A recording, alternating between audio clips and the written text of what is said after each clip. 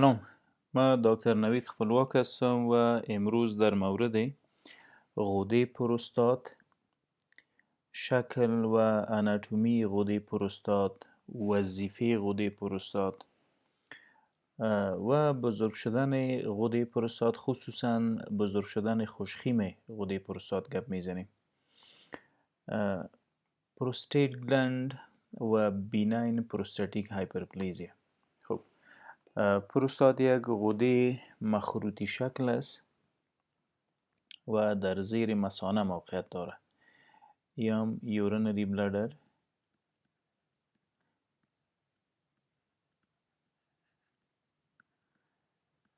یا مثانه. یک کیسه عضلاتی است و دقیق پایینتر از غده پروستات، پایینتر از مثانه غده پروستات موقعیت دارد به این شکل.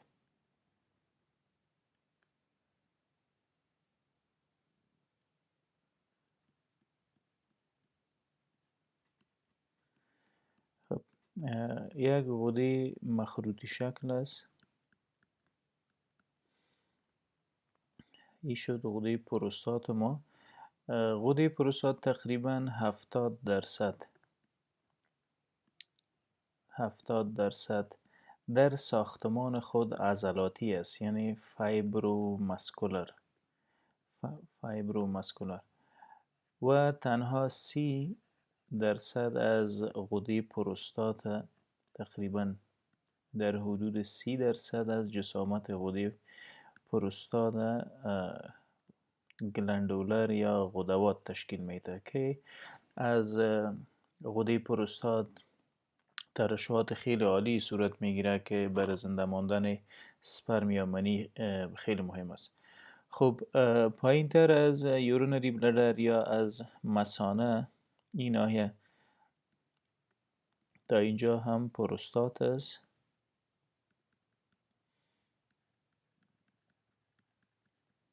اینجا گردنه مثانه و از نک آف بلادر یا از گردنه مثانه پایین تر پروستات موقعیت داره.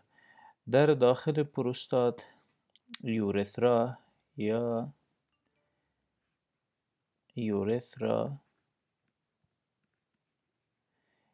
یا پایپ ادرار است، خصوصا پروستاتیک. امی ساحه را به نام پروستاتیک یورترا یاد میکنه. پروستاتیک یورترا، یعنی قسمت از پایپ ادرار که از خود پروستات بیرون مگذره، عبور میکنه و از پروستات هم پایین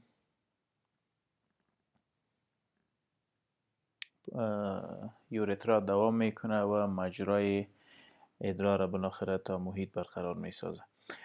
به هر حال این عضله یوروجنتال دیافرام است که بالاتر از او غده پروستات و ارگانهای پلویک و پایینتر از یام آلت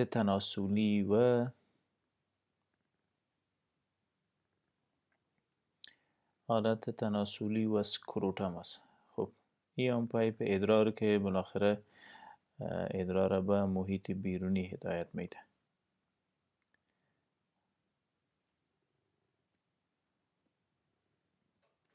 خب، این عضلات است که پروستات وصل میکنه به استخوان‌های سمفیسس سمفیسس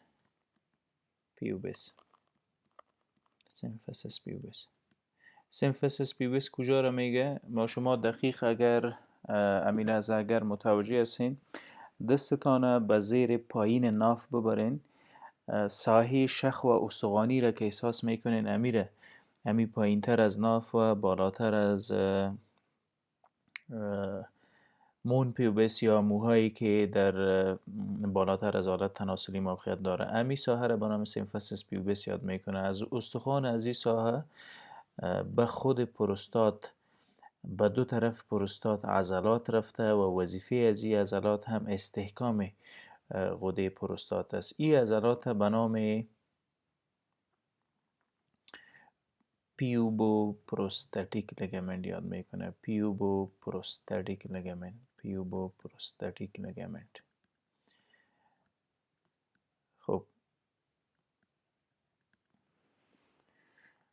یا گلنس پینس یا سر آلت تناسلی و این هم عضلات آلت تناسلی که به نام بلب و اسپنج و کورنس و بلب و اسپنجس یاد میشه که قبلا هم روی از این موضوعات گپ زده بودیم. به هر حال میاییم روی اصل موضوع. وظایف غده پروستات در مطالعه میکنیم. وظیفه اساسی که پروستات به عهده داره، فانکشن آف پروستات، ترشحات است که خیلی مهم و برای نرشمنت یا برای تغذیه سپرم خیلی مهم است. از جمله ترشحاتی که پروستات میکنه secretions of prostate شامل انزایم های خیلی مهم است چون پروستات specific antigen.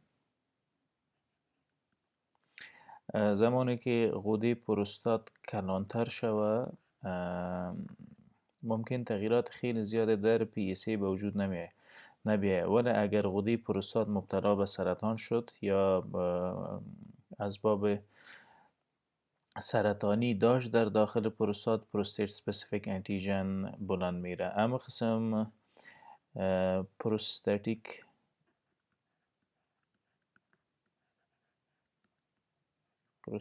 اسیدز از جمله ترشحات پروستات است. پروستاتیک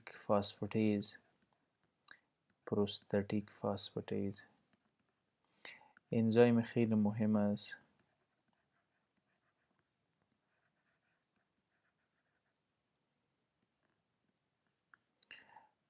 همچنان مقدار از تستوسترون یا هورمون مردانه، تستوسترون به شمول حجرات لیدنگ تستیز یا خوسیه در غده پروستات هم تولید میشه و هم توسط انزیم به نام 5 الفا ریدکتیز به DHT دای هیدروکسی تستوسترون یا نوع فعالش تبدیل میشه DHT. در پهلوی این همه وظیفه خیلی مهمه که پروستات به عهده داره. یکی از وظایف خیلی مهمه که پروستات به عهده داره نرشمنت آف سپرم یا تغذیه منی. مواد را ترشح میکنه که در حقیقت غذا را برای منی در جنس مقابل مساعد میسازه. زمانی که بعد از اژاکولیشن یا انزال منی حرکت میکنه از مسیر پروستات مگذره. اینجا اگر در نظر بگیریم این پروستات است، در داخل پروستات اژاکولیتری دکت یا امو دکت که منی را میاره از خوسیه به پروستات و امرای ترشحات سیمینال وزایکل یک جا ساخته. این ساختمان در اینجا سیمینال وزایکل نام داره. ترشحات سیمینال وزایکل هم یک جا با واس دکتس اینی پایپ است یا اینی تیوب است که سپرم از خوسیه انتقال میده به پروستات و سیمینال وزایکل. ای خوسیه است یا تستیز یا بیضه، ای هم ایپیدایدیمس و ای پایپ هم به نام واس دکتس یاد میشه. واس دکتس سپرم در خوسیه ساخته شد و توسط واس دکتس حرکت میکنه به اینجا به همراه ترشحات سیمینال وزایکل. ای غدگه که ما به نام سیمینال وزایکل یاد میشه. سیمینال وزایکل با ترشحات سیمینال وزایکل یک جا شده به داخل پروستات خود میرسانه به یورترا یا امو پایپ که ادرار به محیط بیرونی انتقال میده. خب از جمله ترشحات پروستات مهمش پروستات اسپسیفیک انتیژن، پروستاتیک اسیدز، پروستاتیک فاسفاتیز، همه از اینا در داخل پروستات ساخته میشه و بعد ترشح میشه به داخل از این پیپک خرده که در داخل پروستات دوام میکنه و ادرار اجازه میده که به محیط بیرونی اخراج شود. خب از جمله وظایف پروستات که خیلی مهم بود conversion of dihydroxytestosterone، تستوسترون یا هورمون مردانه را به نوع فعالش تبدیل میکنه و این نوع فعالش از جمله هورمون های آنابولیک است. میتونه سبب تمام تغییراتی که در جنس مرد یا مذکر میبینین از جمله پیداوار دایهیدروکسی است. خب به هر حال میریم طرف وظایف پروستات خواندیم، میریم به طرف BPH یا بیناین پروستاتیک هایپرپلیزیا. BPH یا بیناین پروستاتیک هایپرپلیزیا یا کلان شدن خوشخیم پروستات، بزرگ شدن خوشخیم پروستات. در بزرگ شدن خوشخیم پروستات که معمولا در مردهای بالاتر از 45 و 50 سال به وجود می، از جمله علائمی که میتونیم در بزرگ شدن پروستات تجربه بکنیم: علائم بندش ادرار، زور زدن در ادرار، تکرر ادرار، عدم تخلیه ادرار. بزرگ شدن خوشخیم غده پروستات یا بیناین پروستاتیک هایپرپلیزیا. خب چگونه بیناین پروستاتیک هایپرپلیزیا یا BPH به وجود میه؟ از علتهای مهمش یکیش هورمونال کازز،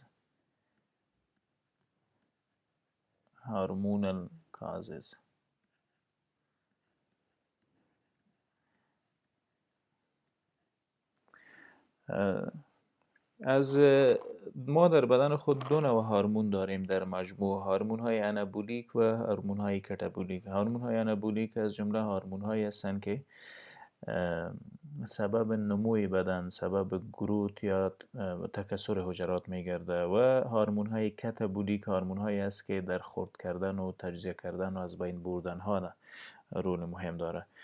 از جمله هورمونی که در پروستات سبب بزرگ شدن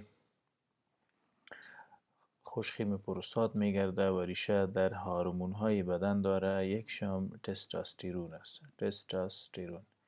تستوسترون توسط خصیه یا بیضه و خصوصا حجرات مخصوص به نام لیدینگ تولید شده، به داخل جریان خون میره و از داخل جریان خون هم خود به پروستات میرسانه. در پروستات توسط انزیمی به نام 5 الفا ریدکتیز تولید میشه به دایهیدروتستوسترون، نوع فعال تستوسترون یا هورمون جنسی، و این هم سبب گروت یا نموی حجرات میگرده، پروستات میگرده و نتیجهش بالاخره BPH یا بیناین پروستاتیک هایپرپلیزیا. همچنان هورمون های دیگی موجود است که میتونه به یک نوع BPH به وجود میاره، مثلا استروژن، پرولاکتین.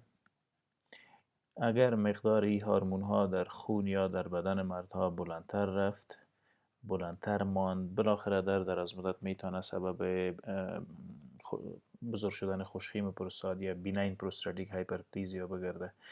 اما قسم انسولین از جمله هورمون های آنابولیک است که میتونه سبب بزرگ شدن غده پروستات بگرده. اکثرا در کسانی که مبتلا به شکر هستند با یک لیول متزلزل انسولین روبرو میشن. گاهی اوقات انسولین زیاد میگیره که ضرورت نیست، یا انسولین زیاد تولید میشه در وجودشان در مقابل سطح گلوکوز خون. هم از اینا در دراز مدت میتونه سبب BPH یا بیناین پروستاتیک هایپرپلیزیا یا هایپرتروفی بگرده. خب اگر پروستات کلان شد و BPH به وجود آمد، معنای از این گپ چیست؟ خب ای اگر مثانه باشه، مثانه یا هم گردنه مثانه، به دو طرف مثانه گفتیم که غده پروستات موقعیت داره، به دو طرف گردنه مثانه، و به این شکل پروستات در بین خود یورترا یا پیپ ادرار را در بین خود محاصره کرده. به این نوع اگر غده پروستات کلانتر شد، بدون شک به دو قسمت فشار وارد میکنه. یکی گردنه مثانه، neck of urinary bladder، neck of urinary bladder، neck of UB یا urinary bladder، و خود یورثرا یا پایپ ادرار. به این نوع کلانتر شد سایز و جسامت پروستات توسط هورمون های آنابولیک، و که هورمون ها بیشتر در مردهای بالاتر از 40-45 سال سببی وضعیت میگرده. خب فشاری که بالای یورترا وارد شد سبب علائم میگرده و فشاری که بالای گردنه مثانه وارد شد سبب علائم میگرده. این فشار توسط کجا وارد شد؟ توسط BPH، بیناین پروستاتیک هایپرپلیزیا. کلان شد پروستات، نمو کرد و گوشت های پروستات بالاخره پایپ ادرار را زیر فشار آورد. ادرار داخل مثانه آن به درستی تخلیه نمیشه.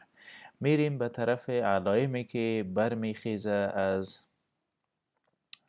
کلان شدن غده پروستات. خب یکی را به نام وایردینگ سیمپتومز یاد میکنه. وایردینگ سیمپتومز، وایردینگ سیمپتومز یا علائم دفع، مشکلاتی که کلان شدن غده پروستات مشکلاتی که کلان شدن غده پروستات بالای یورترا وارد کرد. مریض بیشتر ادرار قطره قطره داره، قطره قطره آمدن ادرار. در پهلوی قطره قطره آمدن ادرار مریض مکس میکنه در شروع ادرار، یا یک قسم گیر میکنه در شروع ادرار، گیر کردن در شروع ادرار. کسایی که پروستاتش کلان شده و بالای پایپ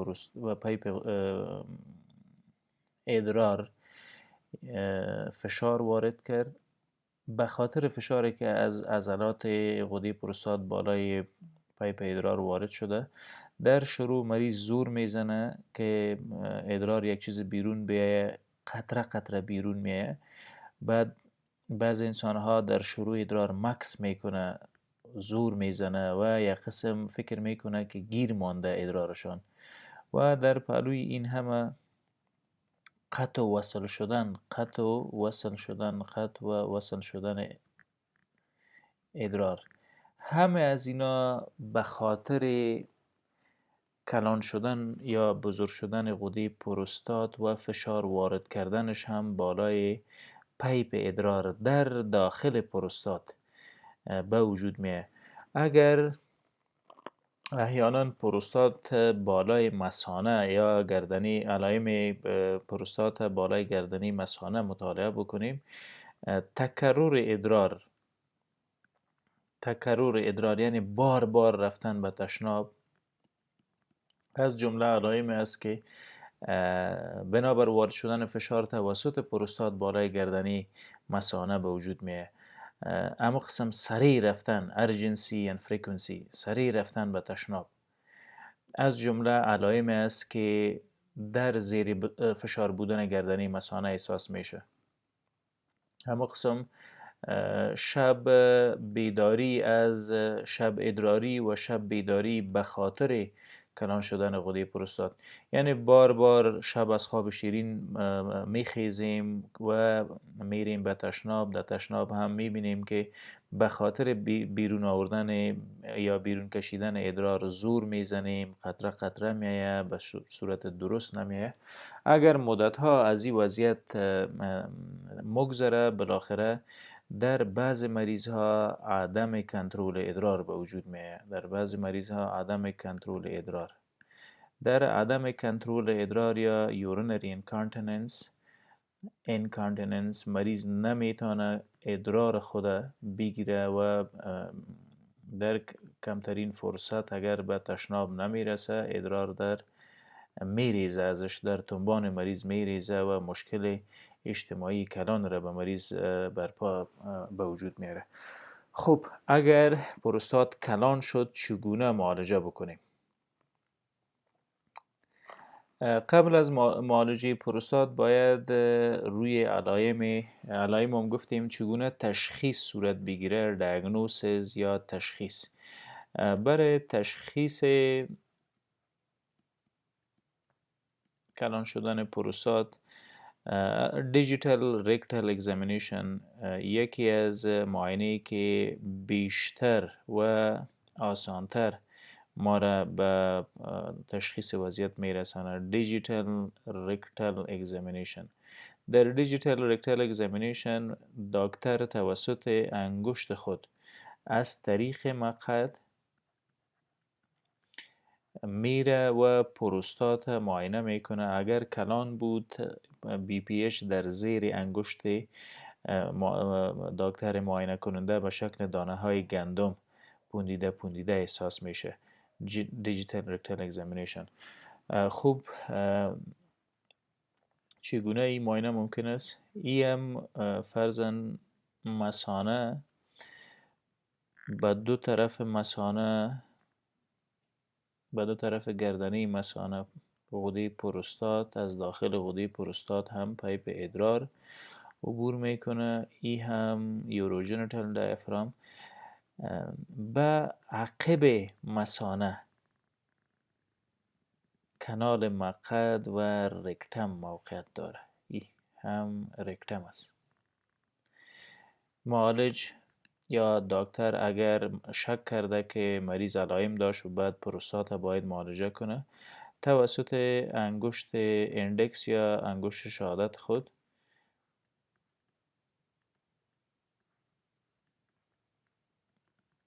میایه و این ساحه را میبینه، لمس میکنه بزرگ شدن پروستات به این شکل، پوندیدگی های دانه دانه یا مثل دانه های گندم. توسط دیجیتال ریکتال اگزامینیشن قابل حس است.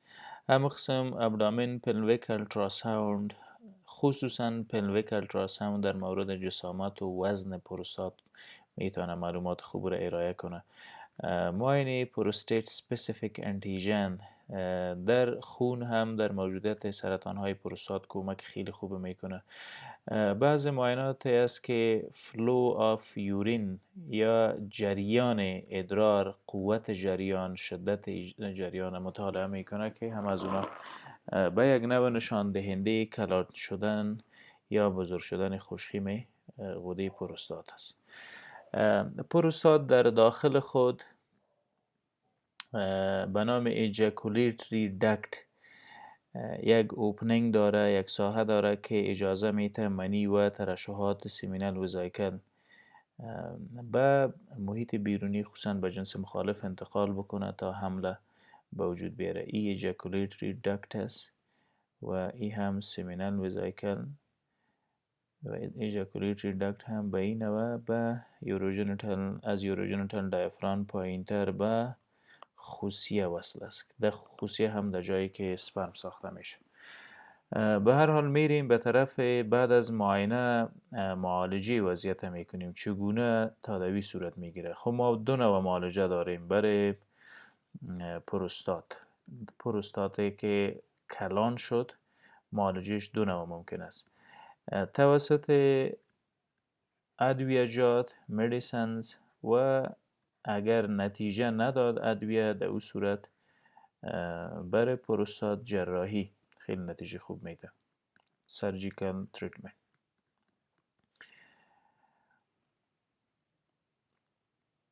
منطق اساسی که در معالجه به کار میبریم یا گردنی مثانه را ریدکس میسازیم، نرم میسازیم که اجازه به ادرار به طرف پایین بیه. به این معنا که این مثانه است، پروستات این ساحه را تحت فشار آورده و پایپی که ادرار را انتقال میته این ساحه را تحت فشار آورده. ادویجات را که استفاده میکنیم باید گردنی مثانه را از فشار خلاص بکنه و اجازه بده ادرار به طرف بیرون بیه و اینا هم الفا بلاکرز هستن. نام از این صنف از ادویجات به نام الفا بلاکرز یاد میشه، مثل کپسول تامسولوسین که بیشتر مورد استفاده قرار میگیره. تامسولوسین گردنی مثانه را ریلکس میکنه، نرم میسازه و اجازه میده که ادرار به محیط بیرونی دفع شود. صنف دیگه از ادویجات که خود پروستات مورد حمله قرار میده، یعنی در خردسازی غده پروستات، هم پروستات شد. صنفی که مستقیما پروستات مورد حمله قرار میده اونا 5 الفا ریدکتیز انهیبیترز هستن.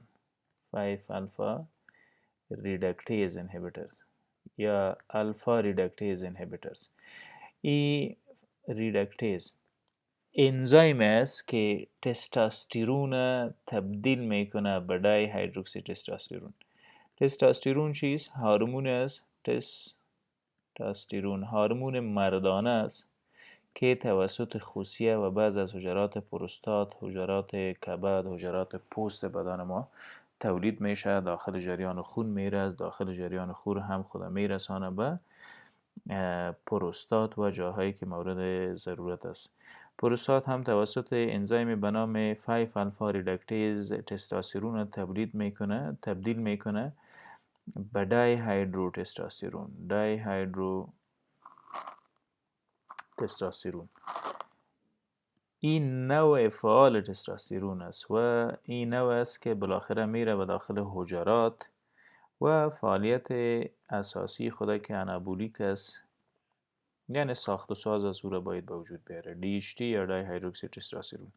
صنف دیگه از ادویجاتی که در معالجه پروستات استفاده میشه، این انزیم باید انهیبیت کنه، از فعالیت بندازه. فیناستراید، کپسول های فیناستراید